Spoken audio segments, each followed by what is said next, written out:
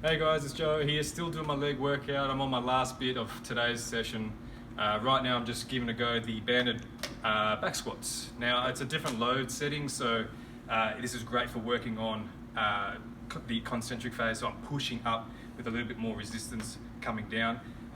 This is great for anyone working on their strength. It's a different load setting, but so just you want to start with no weight and see how it feels.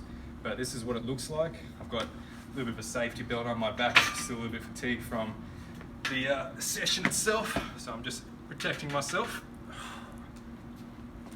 Setting up, generating the torque through the hips. And the coming up phase is where it gets tough.